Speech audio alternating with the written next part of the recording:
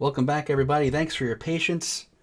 We have with us, we are honored to have with us, the one and only Richard Garfield, co-creator of Magic Gathering. Well, he needs no introduction, but just in case you don't know, co-creator of Magic Gathering, designed Roguebook with us. We're happy to have him back on stream. We had one stream you may have seen a while ago when Roguebook was first released, but now with the design contest, he's generously given his time to not only judge the contest and go over the entries, but also to discuss them with us here live on stream. So welcome, Richard. That's good to be here. It was a fun contest. Lots of colorful cards. Yeah, So, yeah, we just yeah, I mhm. think designing cards for games like this, while it can be a lot of work especially to get it just right, it can be a lot of fun too. So I hope the people who entered had a lot of fun as well. Yeah. And when Richard says colorful cards, some people may actually think like the colorful art, but he means like the flavor is colorful. Like the each card feels different and tastes different. I think. Yeah, it means not just the flavor, but also the mechanics. Certainly, I'll be more biased in general towards mechanics that feel sort of new or get players to do sort of fun new things. That's always good to do, and new combos. Yeah, combo hooks are great. Yeah, and I think without further ado, we can just get right into the cards and start talking about it. Start talking about some designs, what we like, what we're looking for in these designs, what makes them pop out to us. And again, there can only be one winner. It's tough. We really wish we could give, well, basically what we're doing is we're giving the spotlight to as many people as we can. Even though there's only one winner, we want to point out all these great entries that just made us smile, made us happy, that made us think. So yeah, let's get into it. We've already previewed this one. We'll switch over. Here we go. This is number 8, designed by Eggplant. 13 votes here, but we've got headbutt,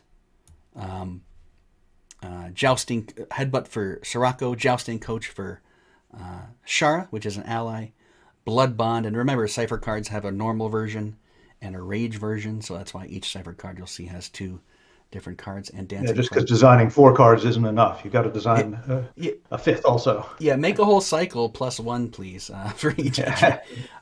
In hindsight, maybe that was a bit too much, but people did a great job. And again, some nice little art here. We went over the honorable mentions previously, if you missed that, but we point out a lot of the art. And like we said, art like this, this is totally something we could send to an artist and say, make something like this with this idea, because it's conveying an idea of the card, right? So Concept here, name and flavor would make sense as part of the personality of each hero. So good job for that. yeah. I mean, you know, let's take an example. The jousting coach was as an ally. Hmm. When she plays an attack card with charge from the back row, so it has to be charged from the back row. She can't be in melee range. The attack will apply bleed equal to this ally spirit. So a bleed card with charge from the back has that positional condition specifically for being in the back row. So we like cards that take advantage of um, the hero's position, because the hero's position, considering that's one of the big parts of our game, is managing Yeah, where your heroes are. yeah, I would have put Jousting Coach, like if we were rating the cards individually, that would have been right up there at the top, very, very high. It's got good flavor for the character, and it gives you this little mission. You've got to get the charge cards and play them. It changes the battle up. It does something really interesting, and it's hard to see when you first read it how it's going to play out. But it gives you ideas, and so I think that's a really fun card. I also thought Dancing Frog, great name, and is sort of a similar thing where it's asking you to do something to the way you play the game. It changes up the way you play, the way you put together combos. A lot of fun. Hmm. Yeah, totally agree. These are very good allies, and yeah, in general, we like allies in this game because a game like this needs to have some more kind of permanence to it. So allies are the only way to build up your board state, and these cards do a good job in this regard. So, in the interest of time, we're going to try and talk a little bit about each entry, but we can't talk about every single card. So, if we seem like we're rushing through, I do apologize. But just to keep things going, we will move on to number 7, which is from THELON, or THELON, with 35 votes. Some designer notes here. You had the option to write these. It wasn't required. If you wanted to tell us about what you're going for here. THELON says, shares to be high risk, high reward. Yeah. This ally follows good damage with mobility. Sirocco gains a cleanse effect for only 2 times. So quote unquote cleanse. Passive is simple but relevant. So I believe relevant, this would be French. I'm not sure. Is this a French speaker? Relevant. Is that how you spell relevant in French, Jean-Michel? Do you know? Well, what did you say? Oh, I was looking at the designer notes. Well, this person is a non-English speaker, so I was trying to figure out what language it was. Anyway, with a dilemma for last activation, Cypher summoning strategy is frustrating. Now brutes stay useful late. Okay, look, I'm not getting a lot of that. I'll be honest. I'm not sure what he's going for there. But let's look at the cards themselves. Spirit of Rebirth. So these are actual fairy cards, which is something I like about this set. If you ever played Fair, this is Spirit of Rebirth in the game. These are all cards that exist in the game. I think at one point we had Triton Tactician in Roguebook, I feel like, but it never made it in the final. Yeah, we did. Yeah, in like an early version we had him. So yeah, all Faria themed, which is nice, but also really good just cards. So Spirit of Rebirth, an ally who at the end of the turn you gain 3 block, but a special effect, activate, remove the negative effects to apply to a hero. We've talked about cards like this, I think, in the past internally, like putting in some kind of like cleanse effect. He talks about removing the quote unquote bad effects, removing the bad status effects. We've talked about it a few times. It's never been I think we never did that because well, it's actually cool design space, and it would match the color pie of Soroko, I would say, because of the alchemist part of himself.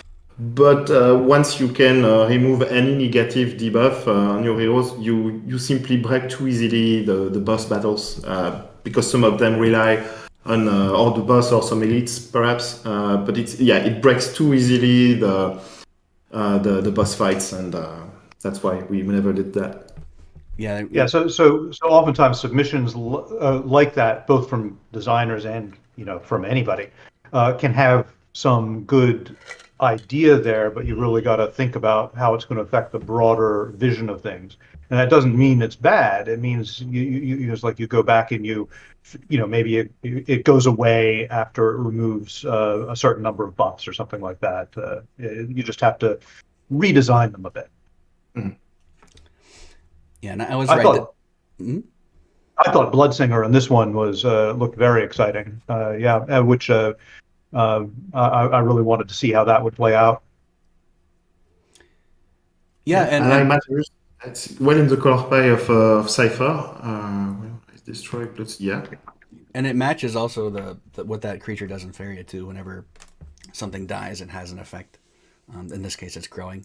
I am right though. As I'm rereading Wind Soldier, it says that whenever Char takes damage, so that's a French speaker. This is a French speaker. Yeah, no mistake, it is. That's so if you spell damage like damage, you're French. Yep. But yeah, great entries here. Again, I wish we could spend as much time as possible on each, but we got to move on. Got to move towards the top.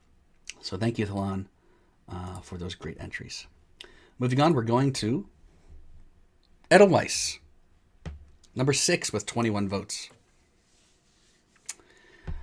Edelweiss says, I have chosen to take a final rather than initial design approach. This means that I am striving for balance and synergy with existing mechanics, rather than attempting to create flashy new ones that would be entirely untested, and likely run a greater risk of being too powerful or too weak. Very true words.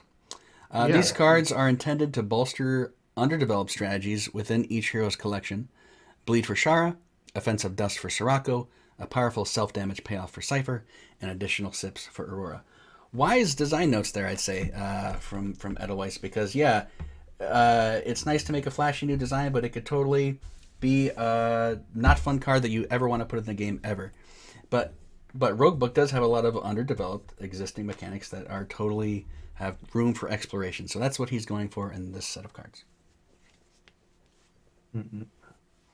I mean, yeah, he achieved his design goals, I would say, in a way. Yeah. No, I found these very very solid. My favorite here is probably Offhand Slice. Again, it's this merging of flavor and tactics where having a dagger having a card in your hand and having it trigger the bleed and having it called Offhand Slice. It just tells you what's going on, gives you a concrete way to go about it, ties into existing mechanics. I think it's a really solid card.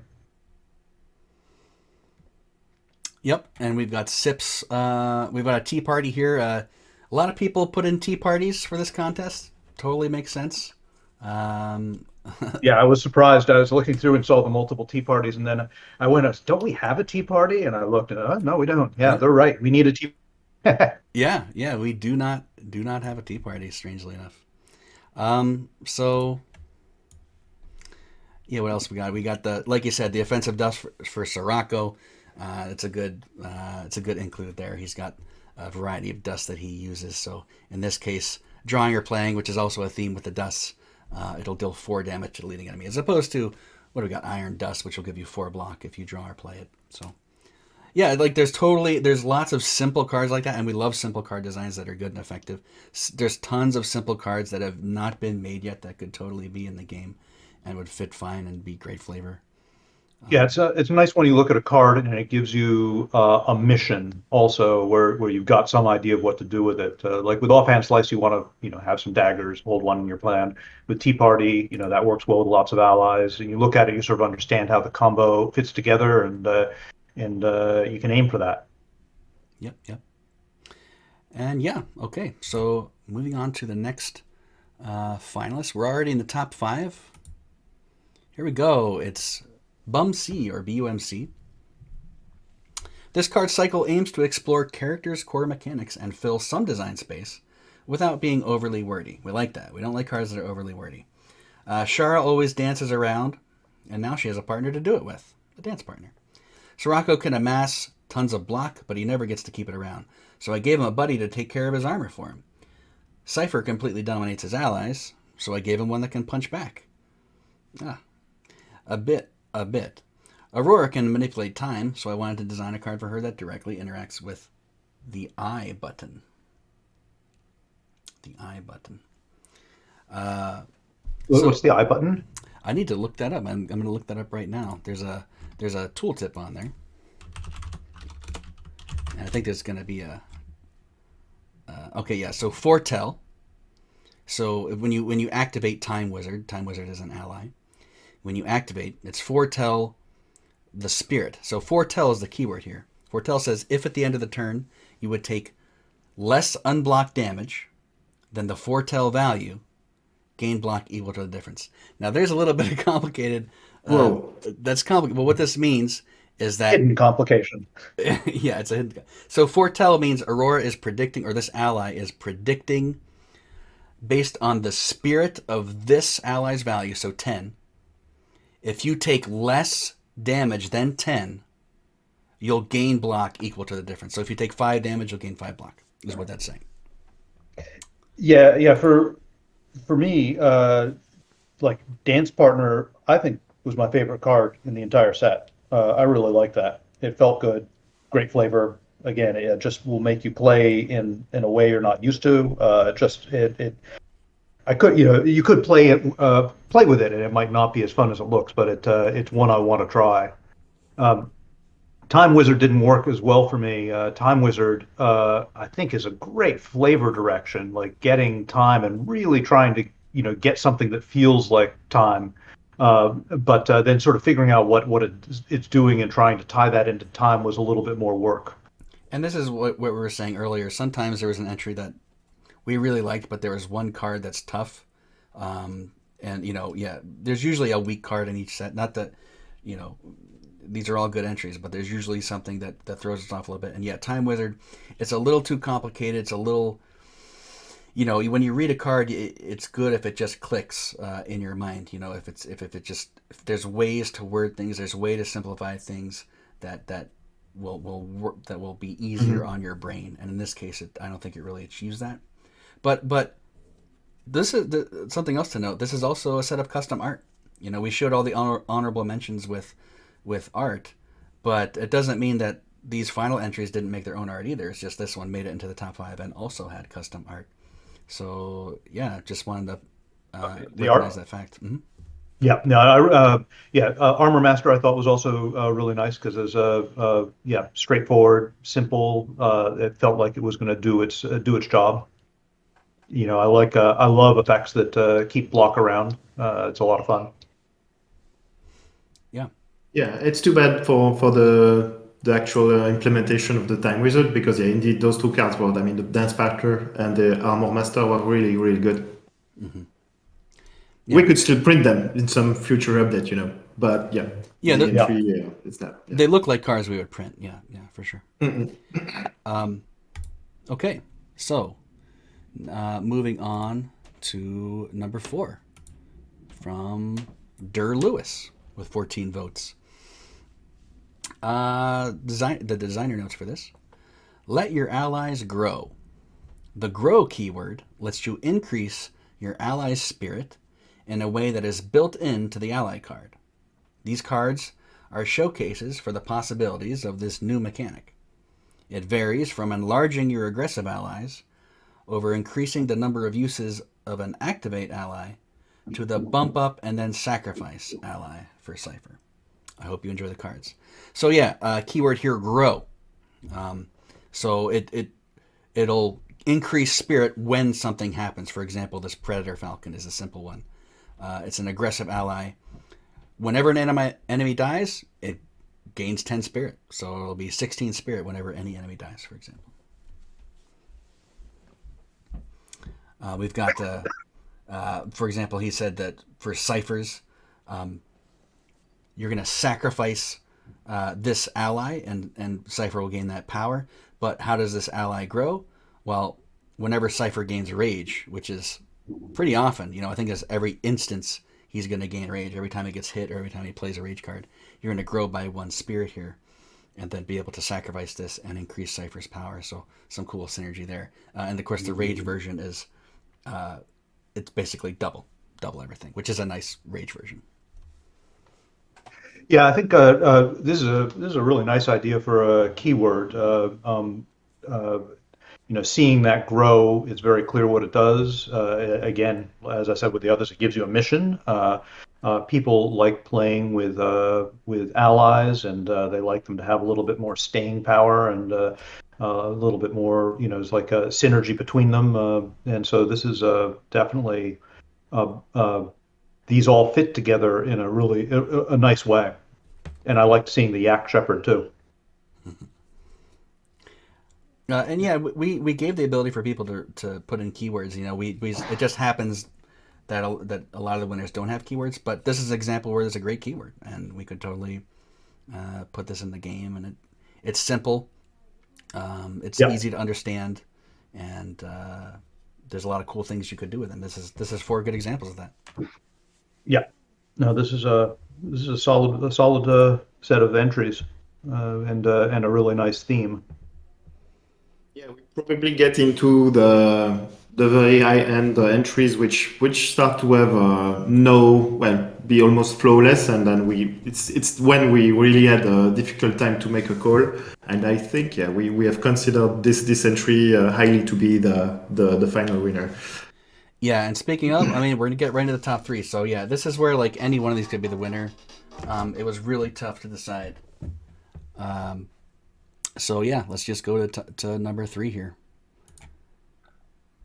So number 3, here we go. By another Inu fan. I really like this one. I remember this one.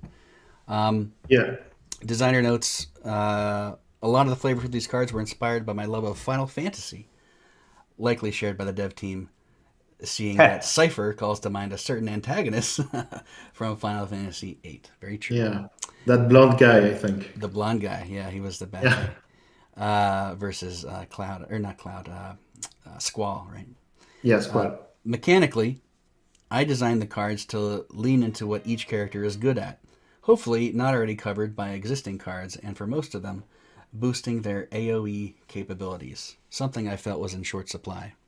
So, for AoE, typically we like to see that on Sirocco and hmm a little bit in Cypher, but yeah, and in Aurora in a defensive form, like you would gain block for each enemy on the battleground, but not do something, not deal damage, for instance.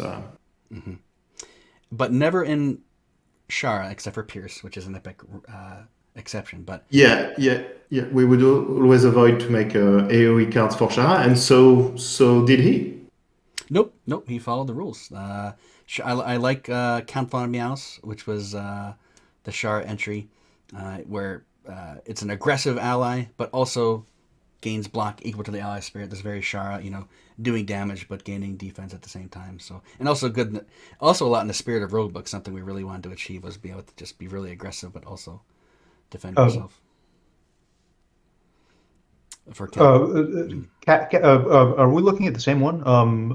Let's see. Did I miss one? Count Von Meows. Oh, yeah. Okay. Yeah, Yeah. I was looking at the one the next Okay. one. Yeah, sorry. Yeah, Cat Von Meows. I love the flavor of that. That was fun. And I mean, really, all the frog drop, we talked about that, and I remember we said, man, wouldn't it be awesome if we had just a giant frog animation for this card, like you played it, and just a giant frog, like literally dropped on the enemies. Like, there's a lot of fun you could have. Oh yeah, that would be great. And we like, yeah, it's a bit more dev work, but we really like when we can make interesting cards which gain permanent benefits like this one, which gain permanent +1 attacks. Probably not the best place. I mean, Aurora for such a permanent buffs. But yeah, we enjoy it in general. Especially since I mean this kind of roguelike card games is yeah almost the only place where we could do stuff like that in a card game. Well, not only, but yeah. And I understand another Inu fan is in chat. I can't see it right now, but thank you for the submission, Inu fan. Like we said, you could have. It was so close. In the top three, you're basically like, deciding was. It was really tough to decide who was the final winner, but a great set of entries for sure, and thank you for that. Yeah, I really like the concept of dealing damage, area effect damage that doesn't just divide it up evenly, but deals to the first, and then leftover goes to the second, then goes to the third, which is what you see in Wrecking Ball. It's because most damage does fall into either do it to a single target, do it to a collection of targets, or do it to all targets. This way of doing it, it's simple to understand, flavorful, has some limitation because you can't like aim it at anybody. It does something very particular. So I think it has some nice simple effects, a nice simple effect, a nice simple variety. Yeah, it is really some design space which we could have tried and which would play well for sure. Yep. So thank you, another Inu fan, number 3. But moving on, let's see the rest of the top 3 here. Moving on to number 2. Oh, and by the way, another Inu fan had 60 votes. Here's number 2. 71 votes from GeekKingCloud. I believe this was the most voted, the highest voted set of submissions for the contest. So yeah. Designer notes here. I wanted to make cards that interact with each character's unique abilities. Daggers, headbangs, rage, and sips and frogs. I also tried to work in as much theming as possible in the names, art, and effects.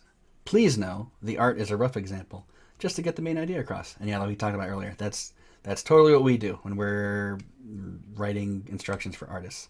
This is what we want the idea of the card to be. So yeah, totally fine. The hardest part was trying to make interesting cards that are also on par with the curve/balance level of other cards in the game for their cost. I think they came out pretty well, he says. So yeah, a nice set of cards here. I like the idea of Honeybringers. So without even getting into the design of what Honeybringers does, when you just read the name Honeybringers and you see like that frog like eating all the honey, like that just brings in mind so many possible ideas that you could do for that sort of card. You know, Yeah. sort of like a top-down design. Like, okay, let's start with Honeybringers. What are Honeybringers going to do? Well, Yeah. in this case, they increase the amount of life gained from sips by this ally's spirit. So he starts with 3. It would be 3. And then if you activate, you can add a sip to your hand and summon a frog. So, yeah, I like that card. Yeah, I like the random dagger throws with Wild Fling. Fits with the mechanics, gives you something new. Sounds like it might be good, but could really screw you up. It's a fun card. Could be a fun card. Have to play with it, but I think it has potential. Yeah, the Cypher one was really, really good. Probably one of the best of my favorite Cypher entry in this contest. I really like the lose life equal to Cypher's Sig Rage, and then, gain maximum rage. That's cool. We didn't, perhaps we have one card that lets Cypher reach maximum rage. I don't know. And then you can heal for the amount of enemies you defeated this turn. It is a good way to make use of healing, because you cannot repeat this, infinitely, because there is only a finite amount of enemies, and we wouldn't take into account the minions, I guess. And nice one. Yeah, and that's from GeekKINGCLOUD, number 2. So that means we're there. We've looked at all the honorable mentions. We've looked at all of the other finalists in the top 8, but there is one left remaining. And that is the winner of not only the design contest, but the winner who will have their cards entered into the game. And the winner who will, possibly most importantly, receive the mint condition Black Lotus. So original edition Black Lotus, worth a lot. Yeah. So let's announce the winner. Congratulations to AKC with the number 1 entry, the set of 4 cards. We'll read the designer notes. Hi everyone. I decided not to explore new design space for the heroes. That's a common theme we've seen in a lot of submissions. But instead stick to what each of them already does best. I hope you like the light Alice in Wonderland theme. All 4 pieces of art are from John Tenniel's original illustration for Alice's Adventures in Wonderland by Lewis Carroll, published in 1909, and are in the public domain. So yeah, we didn't worry too much about what's in the public domain, what's not. Like, the art was just kind of a facilitation to the designs. But yeah, these are all themed around Alice in Wonderland with, this is art taken from the original Alice in Wonderland. So yeah, only 13 votes for this, but we saw it and we really liked it. Again, this was in the top. This is one of the ones we kind of tossed around the top ones over and over, and eventually this came out on top for us. So yeah, we'll go over the 4 cards here. We've got Molten Spice for Sirocco, which is, you can see the little art there says "Drink Me," like the potion from Alice in Wonderland, which she drinks to get big or small. And it's like it's a very simple Sirocco themed card. I really like its punchiness. Draw 2 cards, gain 4 power, gain 8 block. We've got Time Strike, which you see the pocket watch holding there. Shara charges and attacks the leading enemy for however much damage Shara has already dealt this turn. So if you do 20 damage with a bunch of different cards, then you play this card, you'll do 20 more damage. Evil Grin, we got the Cheshire Cat there with a charge. Draw a card until your next turn. When Cypher gains rage, he gains twice that rage. And then, like that. Yeah, and then the rage version of that is basically double. So he'll draw 2 cards and gain 4 times. A good rule for Cypher cards is that, a double is nice. So it's easy to process. Oh, if I have this in rage, but it's going to do double what it does. So it's nice here. And Tea Party, like I said, we had a lot of tea parties.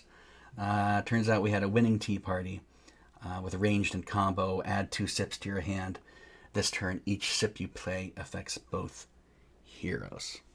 Yeah, for me, that tea party was the top tea party.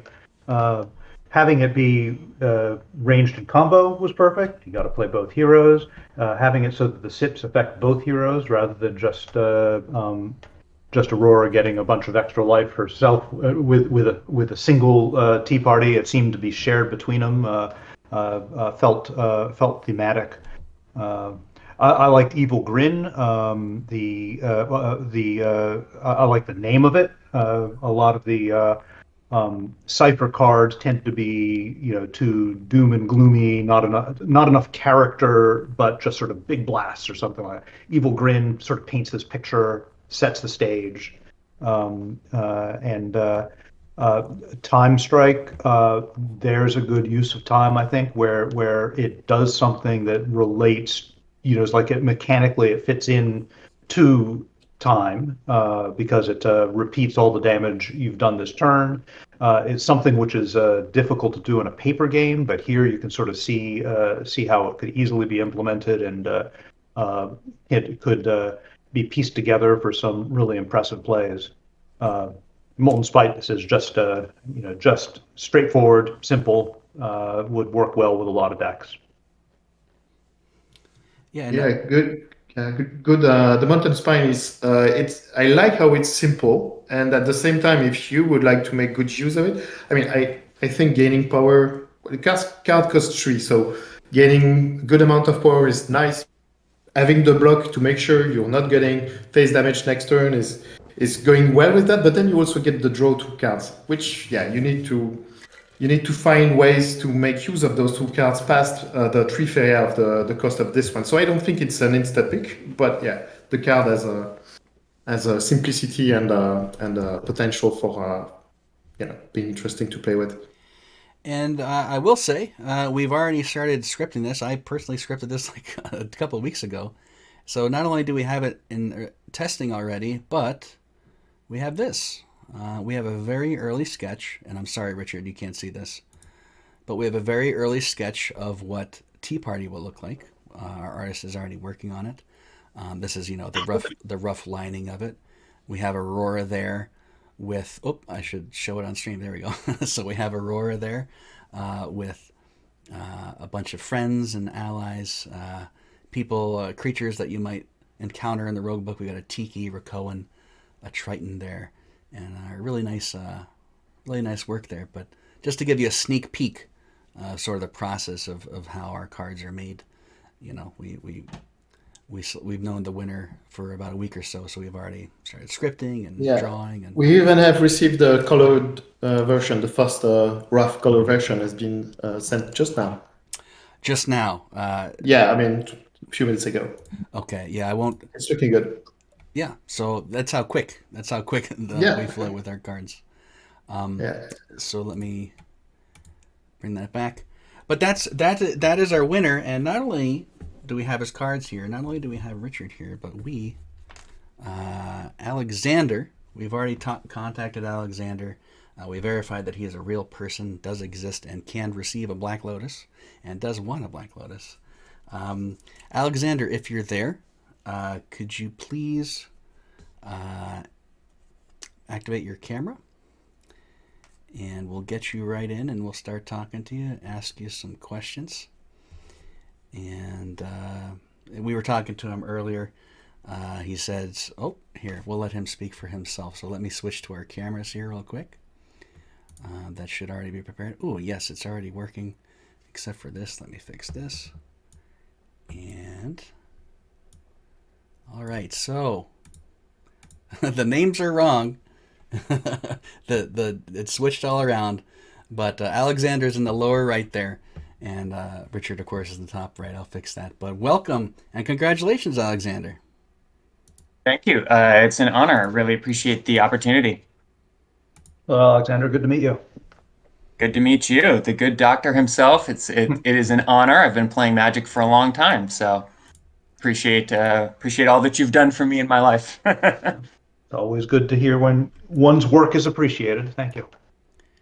Now, Alexander, you were telling me you were a health educator, or what was your job? Yes, that's right. I work as a health educator, which means I'm working with middle school and high school students. I live in San Francisco, and what that does is it allows me, I'm not a professional game designer, but it allows me the opportunity to use game design principles in my work. You know, when I'm creating a game in the classroom or an activity for my students to help them learn or make the, you know, the information we're covering exciting. I'm often using game design principles from my other life as a gamer to try to make things engaging. And That's great. And you're from San Francisco, is that right? Absolutely. Yeah, certainly. Growing up, I felt like games were the most underutilized tool in education. They're very, very powerful. Now it's, I'm sure, still true, although less true because games have such broad roots now. Right. Yeah. So, I mean, Alexander, what are you going to do with your Black Lotus? Oh, well, the first thing I'm going to do is put it in a safe deposit box. Well, maybe take a selfie and then put it in a safe deposit box. Hang on to it for a little while. I feel really lucky. Still have a hard time believing it's real, but I guess we're on a live stream, so I've got to come to grips with that sooner or later. And you mentioned earlier, so you said you're a Magic player. You said you actually heard about this contest from, what were you watching again? Oh, I read an article by Luis Scott Vargas, LSV, who wrote an article about Roguebook. You know, he's a famous Magic player, pro player, Hall of Famer, and commentator. Produces a lot of Magic content, and so that was the first time that I heard about Roguebook as a game. So downloaded it that same day, got really into it, and then once I realized how much I loved the game, and you know how much I love Magic, I thought that entering the contest to win the Black Lotus made a lot of sense. Only entered once. This was my single set that I entered. Well, It seems like a lot of work to enter multiple times. So yeah, people put a lot Yeah. of care into these. Yeah, like you said, I mean, all these entries were really amazing. I'm astonished that mine came out on top, but I am proud of it, and it did take a lot of work with having to create the whole cycle for sure, and making sure that they all fit. I know that something that I learned from Magic too is that you're not always trying to just create the most powerful card, right? You're trying to create the cards that make the flavor and the mechanics fit together and feel really sort of exciting and resonant. And that's what I was aiming for, rather than creating anything too powerful. Although a couple of the cards I think are probably pretty good. You can combo off with the Shara one in particular. That seems certainly a good approach. Yeah, yeah. Being conservative in power, and but yet having flavor and sort of pushing buttons for ways to build decks, and yeah, that's good design. I'm pretty sure these cards will make the game better and more interesting. That's cool. So that should be part of next update to be released sometimes in November, I think. Yeah, that's so can't wait to try them out. Yeah, me neither. I'm thrilled. Yeah, we just released 1.7 today, in case you missed it. So these will probably be in 1.8, the next major version we release. And did you get to see the sketch, the illustration we already have of Tea Party? Yes, I got to see that. It looks gorgeous. It's incredible to see something come to life that you've put effort into. Although, like you said, a lot of people did submit tea parties. That was the thing. When you're trying to make flavor and mechanics fit, you think like, what does blank do? What do you do with blank? And in this case, what do you do with tea? Well, you drink it, but you serve it to other people, right? That's like so core to tea, the idea of having a tea party. And so I think that's why so many of us came up with that idea. Yeah, no, and I think the implementation you did was just right. Yeah, to having it buff both players. I don't think I saw that with any of the others, but it certainly makes sense. And sometimes you get that where you get this nice flavorful thing, and it really suggests mechanics that work. And then yeah, I love it when you get that sort of synergy.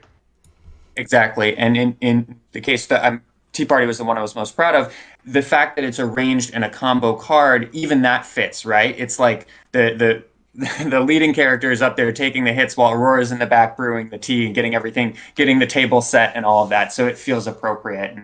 And an evil grin for Cypher as well. I feel like despite his flavor as someone who loves to get hit and rage out, there wasn't really a come at me type of card. And so that's the gap I was looking to fill with that design.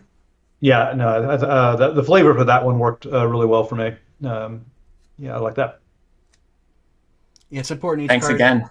Well, Yeah, thank you. I really appreciate it. Thank you. Yeah, it's important. Each card tells a story. These cards tell a great story, each one, and you did a good job with that. But again, there were a lot of good jobs today. So, there can only be one winner, and Alexander is that winner. And congratulations. Yeah, no, it was a lot of fun going over these, but it was really hard. There was a lot of good submissions. Yeah, I was telling Gary off stream before it started that I guess it's been a long time ago since it's such good condition Lotus has been put as a prize for a simple design contest or something like this. And I have a magazine here where long ago there has been a contest for a beta Black Lotus on the Lotus Noir magazine, which is just French for Black Lotus. I didn't win it, but yeah, so that was a while ago. And, Here, let me make you big. Here, I'm going to make you big. Show the magazine again. Yeah, the magazine has a very interesting cover. It's just look at the Lotus, of course. Don't look at the lady. Okay. Lotus Noir, is that what it says? Lotus Noir, yeah, that's how you would translate it. Yeah. You can tell how old it was by the fact that they had to specify it's a beta Black Lotus because. Yeah, actually, it's a trick because on the cover you have a beta Black Lotus, but inside, and the goal of the contest was to, if people can see, and that is, I think, the champion winner of, Zach Dolan in 1994, and you had to guess how many cards were in the pile, and you would get an unlimited Lotus already in 1995. I think that is when this magazine has been printed. There you go. So how much do you think, so even back then, like Lotuses were a big deal. So it's been, what, 20, 30 years now, and if only we knew. If only we knew back then. Yeah. But yeah, we thought of, there were so many good entries, we thought of cutting the Lotus up and like splitting it up to multiple people, but that's probably a bad idea. So we just decided to give Alexander the whole thing. Congratulations, sir. Thank you. Okay, well, that about wraps it up for us today. We did go a little overtime here. I apologize for that, but there's too many cards. That's the problem. Is there's too many entries, too many cards, and we want to talk about them all too much. So it's always fun to talk about games, and you do want to give each one their due. Yeah, we have the luxury here of just talking about games all day long. So it's hard to stop once we start. And I think all of us here love cards. It's clear, especially Alexander. So good job. Yeah, it's good to meet you, Alexander. Thank you for your submission. Thank you. It's an honor. We're going to close out real quick just by reminding you guys we do have a new patch today for Roguebook, which is the game we're talking about here. On Steam, let me bring up the patch notes for you. That we have going on today. We worked really hard on this patch. Well, we're always working hard, but it's nice when we get to release some of our hard work to the public. So, let me switch to our patch notes real quick. It's the Flash Gem update. Here you go. So we've added Flash Gems to the game. So what are Flash Gems? They're one-time use gems, super powerful. You can get in the game to see what they do. They do a variety of effects, but just imagine normal gems, but bigger and better. Along with that, though, what's the point of having flash gems that are super big and one-time use unless you can use them in battle? Well, now you can use gems in battle. We call it battle socketing. Not only can you use flash gems, but also regular gems. And they will, if you're in a tough spot, or you're hanging on to that gem because you don't know which card you want to put it on or when you need it, well, maybe there's a fight that you just need a couple more damage or a couple more block. And there you go. We wanted to give that agency to the player. We felt we knew our game was lacking that in battle, that extra thing to get that little boost you need to overcome certain fights. So yeah, we finally added it in the form of flash gems. Make sure if you're a returning player, you get that embellishment, because flash gems are an embellishment to be unlocked in the game. Then they'll start dropping. But battle socketing is available regardless. We've got 3 new enemies here. Wanted to add more variety each chapter. You know, we're always doing that. We've got our great artists and animators here working hard. So you might recognize these from Feria frog tosser there. Recently nerfed, rest in peace Inferia, but here, brand new and unnerfed.